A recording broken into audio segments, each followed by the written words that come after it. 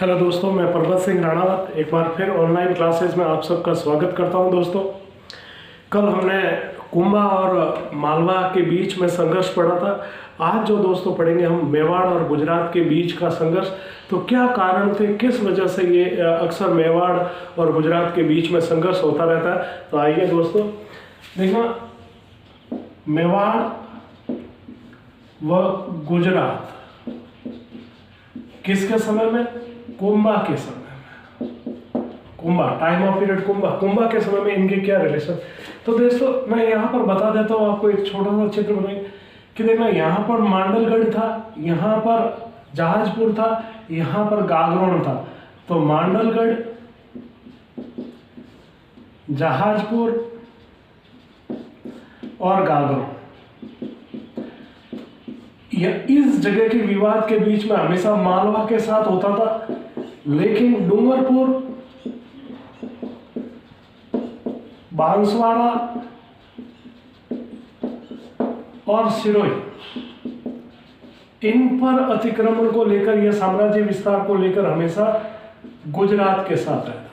ठीक है दोस्तों, हालांकि ये पूरे मेवाड़ के हिस्से थे, लेकिन गुजरात भी अपना इस पर बताता था।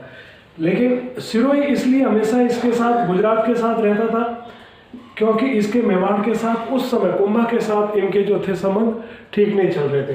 तो इन सब कारणों से, लेकिन हमें पढ़ना है कि गुजरात के साथ मुख्य मुद्दा क्या था जिसकी वजह से मेवाड़ और इनके बीच में जो संबंध थे दोस्तों वो बिगड़ गए थे। तो मैं आपको संबंध बताता हूँ कि किस कारण संबंध बिगड़े थे। साम्राज्य विस्तार को लेकर कभी शासकों में बनते ही नहीं थे, लेकिन फिर भी देखना, जिस समय कुंभा शासक था तो कुंभा के समय जो गुजरात के जो शासक रहे, मैं बता देता हूँ एक बार आपको। एक तो अहमद शाह। इस अहमद शाह ने 1433 में जब मौकल की हत्या हुई थी, या मौकल के समय इसने आक्रमण किया था। तो कहाँ पर आक्रमण किया था? वही देसूरी झीलवाड़ा में, लेकिन ये पराजित हो गया था देसूरी झीलवाड़ा में। ठीक है, कुंभा इस समय यहाँ पर मौजूद था, ये मुख्य कारण था।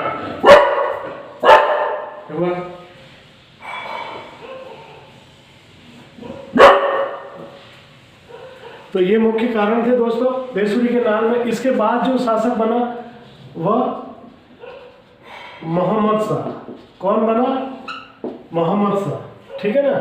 मोहम्मद शाह के बाद में बना दोस्तों कुतुबुद्दीन। कौन बना?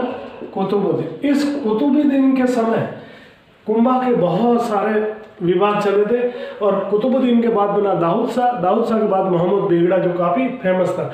अब मैं मुख्य कारण पे आता हूँ कि किस वजह से गुजरात तक, मतलब ऐसा तात्कालिक कारण क्या था कि जिसकी वजह से, देखना, तात्कालिक कारण।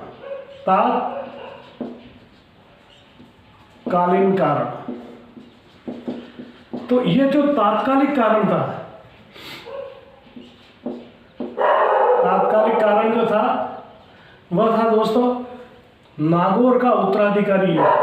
नागौर का उत्तराधिकारी युद्ध दोस्तों। तो ये उत्तराधिकारी युद्ध क्या था, मैं आपको इसमें बता दूं कि नागौर का जो शासक था,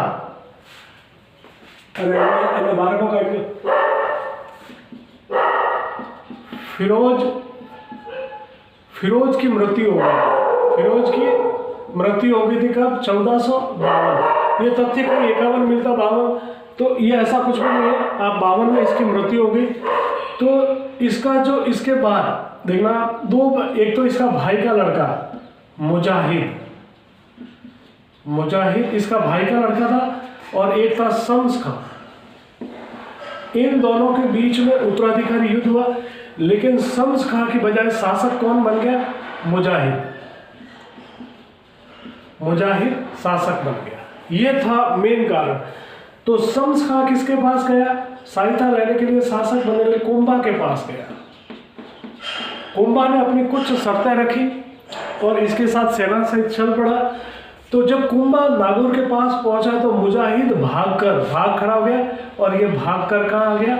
मालवा आ गया। मालवा किसके? वही महमूद खिलजी प्रथम के पास। कुंभा के समय महमूद खिलजी प्रथम था और गुजरात में कुतुबुद्दीन था। तब ये मालवा के पास आ गया और कुंभा ने शम्स-खां को, अब यहाँ पर शासक कौन बन गया? शम्स-खां। पहले फिरोज की मृत्यु के बाद मुजाहिद, लेकिन कुंभा की सहायता से शम्स-खां बन गया। अब दोस्तों विवाद होता है, कुंभा जब इसको शासक बनाता तो एक शर्त रखता है कि तू नागौर दुर्ग का पुनर्निर्माण नहीं करेगा। शर्त है, नागौर दुर्ग की पुनर्निर्माण नहीं करेगा, और जो 3 बुर्जियां थी इनको तू नष्ट कर देगा। ये शर्त रख के वो आगे था दोस्तों, ठीक है। अब कुंभा जैसे ही चित्तौड़ पहुंचा, इसने नागौर दुर्ग का, इसने संधि का उल्लंघन कर लिया, संधि का उल्लंघन कर लिया, और इसने पुनर्निर्माण शुरू कर दिया, पुनर्निर्माण। और ये इसलिए किया था कि इस पर आरोप लगा कि तू एक हिंदू शासक की वजह से शासक बना हुआ, नहीं तो तेरे को, तब ये इस संधि का उल्लंघन करता है और नागौर दुर्ग का पुनर्निर्माण शुरू करवाता। जैसे इस बात की जानकारी दोस्तों कुंभा को मिलती है, तो मैं अब आगे बताता हूँ आपको कि कुंभा अपनी पूरी सेना के साथ, ठीक है, अब कुंभा सीधा नागौर पहुंचता है, नागौर पहुंचता है और यहाँ की मस्जिद वगैरह इन सबको नष्ट करके, जला के नष्ट कर देता है। और जो शम्स-खां था, शम्स-खां अब सहायता के लिए गुजरात के कुतुबुद्दीन के पास जाता है,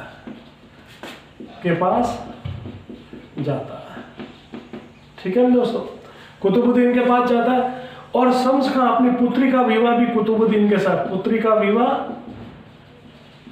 भी कुतुबुद्दीन के साथ कराता है। तब कुतुबुद्दीन अपने सेनापति का जो नाम होता है इमाद उल मुल्क, इसको भेजता है। और इसके साथ सिरोही का शासक, जो शाहजमल के साथ मेवाड़ के संबंध सिरोही के साथ अच्छे नहीं थे, तब सिरोही का सेनापति कुंता देवड़ा भी इससे मिल जाता है दोस्तों। लेकिन कुंभा को जैसे ही इसकी जानकारी मिलती कि सिरोही और गुजरात संयुक्त रूप से, तो 1456 में इनको आबू के युद्ध में पराजित कर लेता है, ठीक है दोस्तों, आबू के युद्ध में इनको पराजित कर लेता है। जब 1456 में इनकी पराजित हो जाती है, तब मालवा और कुतुबुद्दीन के, मालवा का महमूद खिलजी और कुतुबुद्दीन दोनों मिलकर कुंभा के खिलाफ बिल्कुल एक संधि करना चाहते हैं। तब इनकी एक संधि होती है दोस्तों, चंपानेर की संधि। कौन सी संधि? देखना, चंपानेर की संधि, ये 1456 में होती है। और चांद खां की, गुजरात का जो एक कूटनीतिक युवती चांद खां होता है, जो इन दोनों के बीच में संधि करवाता है। और ये संधि किनके बीच में होती है? मालवा का महमूद खिलजी प्लस कुतुबुद्दीन के बीच में, और इसमें यह तय होता है कि मोहम्मद खिलजी पूर्व से आक्रमण करेगा मेवाड़ पर, और ये दक्षिण से करेगा, ठीक है दोस्तों। तो दक्षिण में, पूर्व में देखना, मैंने आपको इससे पूर्व क्लास मालवा में बताया था कि अजमेर के गिरधर सिंह को पराजित करता और मांडलगढ़ भी अधिकार कर लेता कौन? महमूद खिलजी। लेकिन ये जैसे ही आगे बढ़ता है देसूरी की नाल में, तो कुतुबुद्दीन यहाँ पर अच्छी तरह से पराजित हो जाता है। तो ये बिल्कुल पराजित हो जाता है, और इन पराजय के बीच में ये दोनों वापस अलग हो जाते हैं। तो इस प्रकार चंपानेर की संधि की जो इन दोनों के बीच में कुंभा के विरुद्ध हुई थी, उसका कोई अर्थ नहीं निकला, नहीं इनको सफलता मिली। और इस प्रकार गुजरात का शासक कुतुबुद्दीन नागौर के प्रश्न पर हमेशा के लिए पराजित हो जाता है, और इस प्रकार फिर वो भविष्य में आक्रमण नहीं करता। तो ये रिलेशन थे दोस्तों कुंभा और कुतुबुद्दीन के बीच में, या यूं कह दें मेवाड़ और गुजरात के बीच में। ये थी दोस्तों आज की क्लास। अगर आपको बहुत अच्छे लगे तो लाइक, शेयर एंड सब्सक्राइब जरूर करें दोस्तों। मैं आज आपको एक चीज़ बता देता हूँ कि मैं इन पर वन लाइनर भी लेके आ रहा हूँ, और इन पर एक एक प्रश्न लेके आ रहा हूँ। मतलब कुंभा पे मैं आपको 85 प्रश्न लेके आ रहा हूँ। आप अंदाज लगा दो मैंने किस लेवल पे इनको प्रश्नों को बनाया होगा। तो आप देखिए, मैंने फर्स्ट पार्ट डाल दिया, सेकंड पार्ट मैं आज शाम तक या कल तक 100% डाल दूंगा। नमस्ते दोस्तों।